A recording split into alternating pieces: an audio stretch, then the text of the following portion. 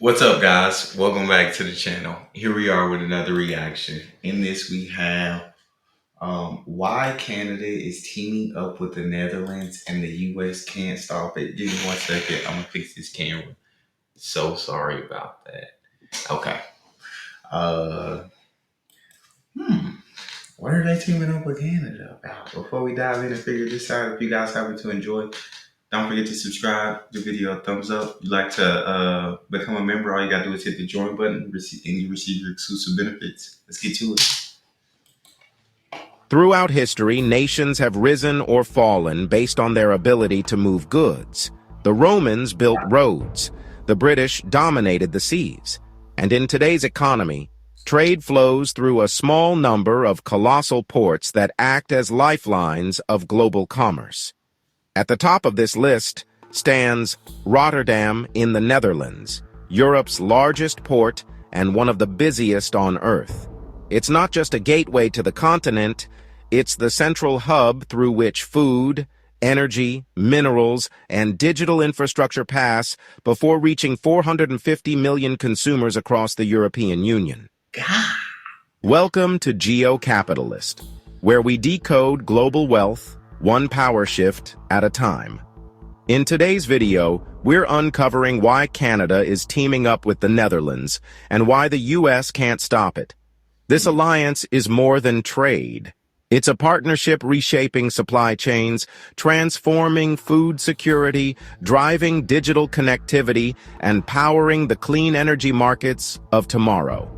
If you're interested in the strategies shaping the industries of tomorrow, energy, technology, food, and finance, you're in the right place.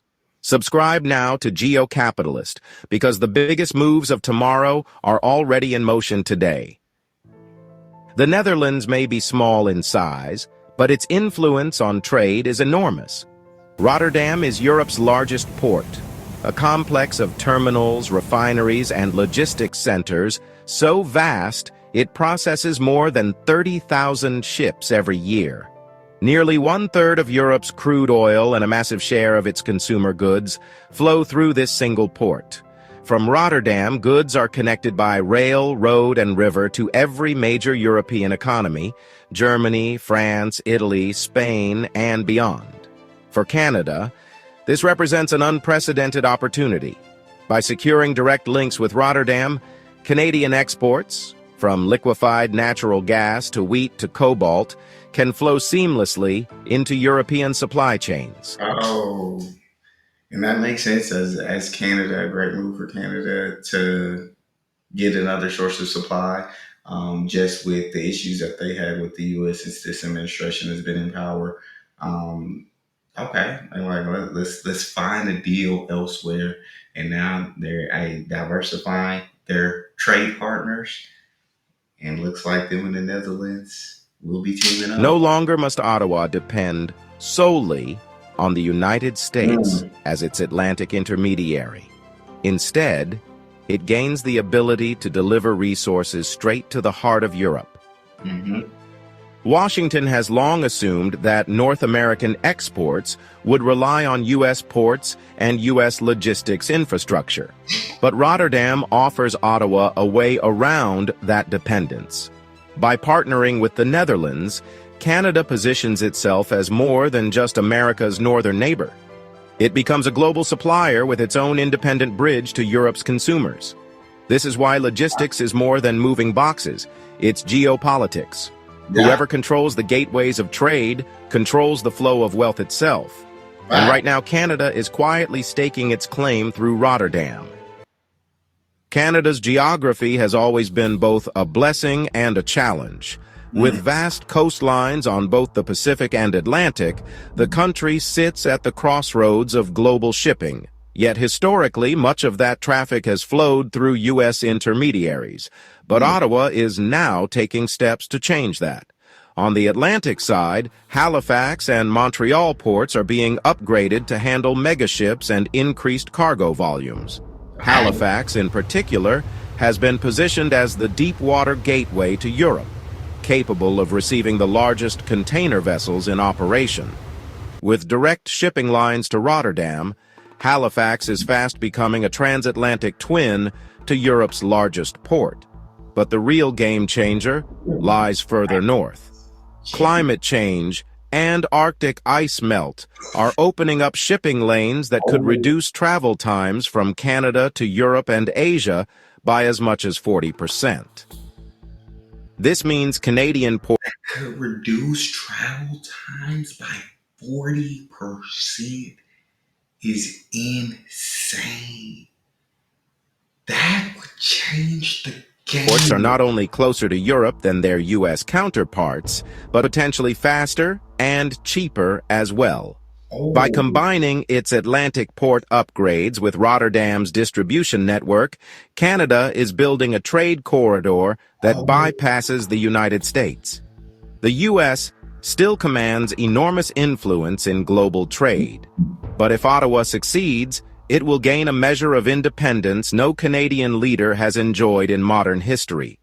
For Washington, this represents not just competition, but a slow erosion of its traditional role as North America's only global trade gateway. Yeah.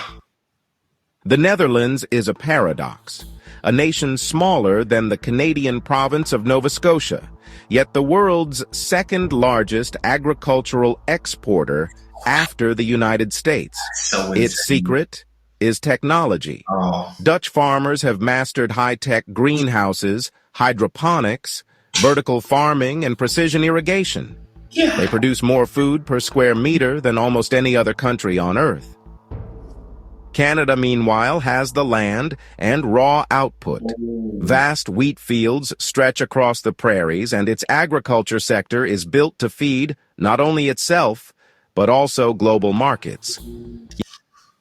Dang, if the Netherlands can take their experience and techniques and strategies to Canada, who has the land, my God, that would be an agricultural giant. Like, if Canada had Netherlands strategies and could figure out how to make them work, because Netherlands in position, we know, they be reclaiming land and they got all that water. But if Canada can figure, oh my days, that'd be bonkers. Yet Canada has never been able to extract maximum value from its crops, often exporting raw commodities rather than finished goods. By teaming up, the two countries create a perfect synergy. Canada supplies the land, water, and raw agricultural base. The Netherlands provides the science, infrastructure, and market access. Together, they can ensure food security in a world increasingly threatened by climate change, drought, and political instability. Agreed. This partnership doesn't just reduce dependence on U.S. agribusiness giants like Cargill and Archer Daniels Midland, it creates an alternative model where Canada and the Netherlands supply Europe with both the raw inputs and the finished high-tech agricultural solutions. And in an era when food security is becoming as strategic as oil and minerals, this alliance could carry just as much weight in shaping the global balance of power. This partnership doesn't just reduce dependence on U.S. agribusiness giants like Cargill and Archer Daniels Midland.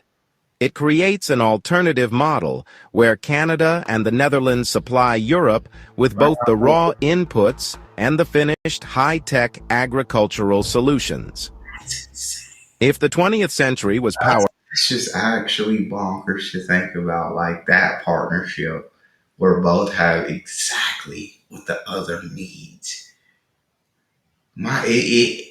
by oil, the 21st century will run on critical minerals and clean energy. Canada holds some of the largest untapped reserves of cobalt, nickel, graphite, and rare earth elements outside of China. These are the essential building blocks for electric vehicle, batteries, wind turbines, and the broader clean tech economy.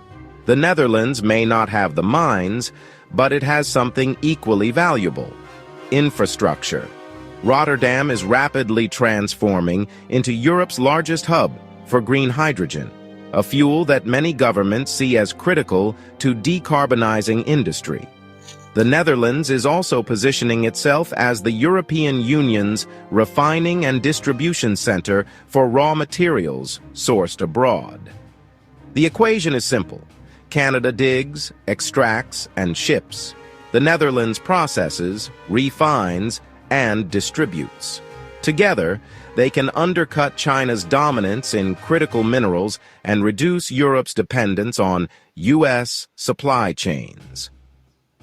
For Washington, which has tried to position itself as the indispensable link in Western energy and mineral flows, this creates a serious challenge. The Canada-Netherlands corridor isn't just about today's energy needs. It's about tomorrow's power grid, tomorrow's cars, and tomorrow's digital economy. And the country that helps Europe secure those inputs will gain political leverage worth far more than the minerals themselves. Ottawa understands this. So does The Hague. And together, they are acting before Washington can adjust. Sorry if you hear that beeping. That's my son squirming, trying to get comfortable. But what do y'all think about this partnership? I've said what I thought so far. We still got a little bit more to go. So far, what do you guys think about the partnership? I'd love to hear y'all's thoughts in the comment section. Do you guys think this is an absolute game changer? This is a power shifter? Do you think it'll happen? What are y'all's thoughts? Trade today isn't just about oil, minerals, or food. Increasingly, it's about data. The invisible flows of information that power finance, artificial intelligence, and global communications. And here again, the Netherlands is a giant. Amsterdam has become Europe's digital hub, home to some of the continent's largest data centers, undersea internet cables, and fintech companies. Every day, terabytes of information flow through Dutch servers, linking Europe with North America, Africa, and Asia. Whoever controls these digital choke points wields as much influence in the 21st century as those who controlled oil pipelines in the 20th. Canada, meanwhile, is positioning itself as a global leader in artificial intelligence, quantum computing, and advanced cybersecurity. Yeah. Canadian I research. think whoever has control of AI and whoever progresses and advances the fastest in that definitely is running the future in terms of that's where it seems like everything is headed, artificial intelligence. That's scary. It's intriguing. It's mind boggling. It's very interesting. See what this world looks like in the next decade or two, but this is researchers in Toronto, Montreal, and Vancouver are at the cutting edge of machine learning. By linking with the Netherlands, Canada gains a foothold in Europe's digital marketplace while providing raw innovation that Dutch infrastructure can scale globally. This partnership also stretches beneath the sea. Plans for new transatlantic fiber optic cables linking Canada and the Netherlands are being discussed as part of efforts to diversify away from U.S.-controlled data routes. If completed, these cables would carry not just emails and financial trades, but the lifeblood of the digital economy itself.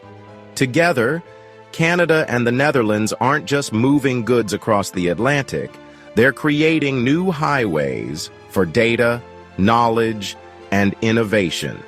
And in today's economy, that may be the most valuable trade of all.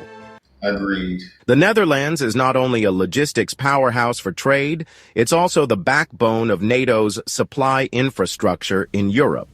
American, Canadian, and European forces alike depend on Dutch ports and airports to move equipment, fuel, and supplies across the continent. Rotterdam and Amsterdam serve as NATO's staging grounds, where military logistics meet commercial trade. For Canada, this relationship offers more than just an economic partnership. It guarantees access and reliability in times of uncertainty. When global supply chains are disrupted, whether by pandemics, energy shocks, or geopolitical rivalries, The Netherlands provides Ottawa with a secure entry point into Europe. By deepening cooperation, Canada positions itself as more than just a U.S. ally operating under American logistics. It becomes a direct partner in Europe's defense and supply resilience. And because And that's wild to think that Canada would have that access and that right now they don't because they use American intermediaries. I'm sure they had something worked out with the U.S., but Canada getting access to those ports, direct access, is absolutely a game changer. If the Netherlands and Canada team up, they both have what each other needs. This is NATO's logistics are so intertwined with the civilian economy, every container, every supply chain upgrade carries dual significance. A port that handles LNG for Europe also handles NATO fuel. A rail hub that moves minerals also moves critical defense supplies. Framed carefully, this is not about weapons or conflict. It's about reliability. Canada's investing in a logistics alliance that ensures no matter what global disruptions occur, its goods and resources will keep flowing into Europe. That reliability translates into influence and into billions in long-term contracts.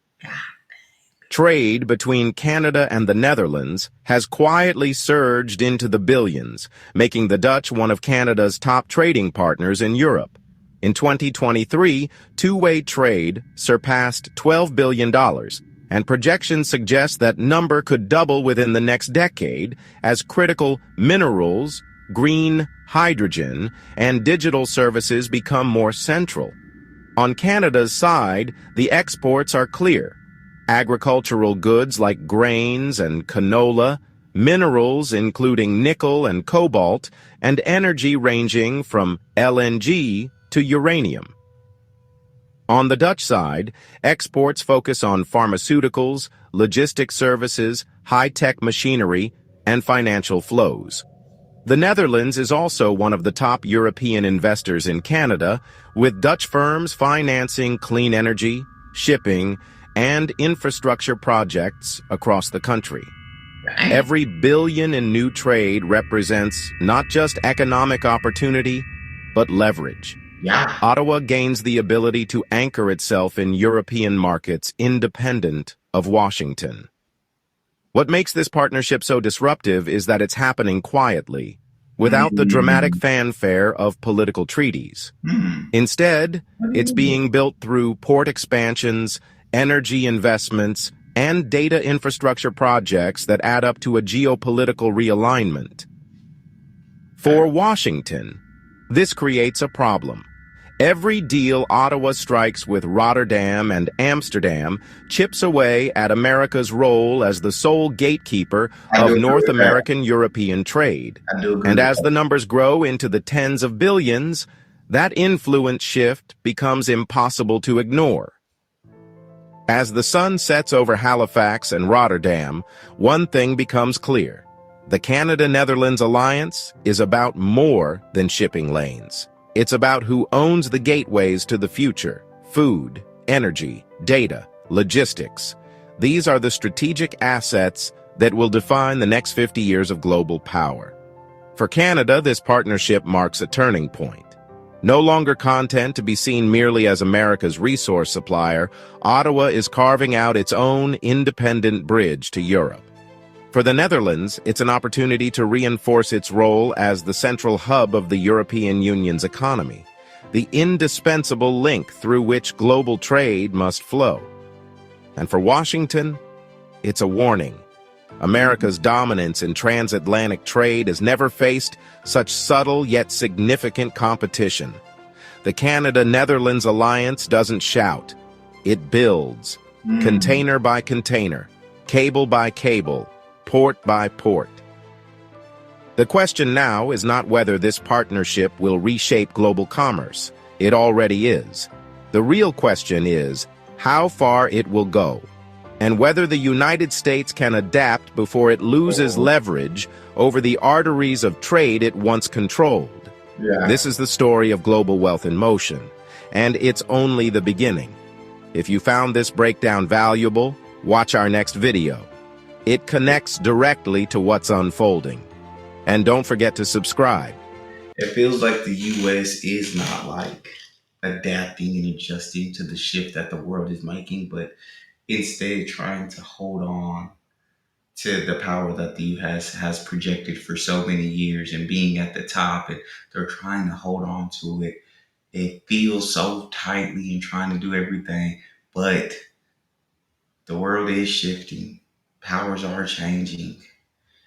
Different countries are starting to rival us, more than one. And it feels like at this moment when we need to shift, adjust, and adapt most, this is when we are now pushing away our allies and the people who can help us. So, I don't know. Y'all tell me what y'all think in the comment section about this partnership. Y'all tell me what y'all think about the direction you see that the world is heading in. I would love to just kind of hear all y'all's thoughts in the comment section. If you enjoyed, don't forget to subscribe, give it a thumbs up, check out the next. I'll see y'all next time.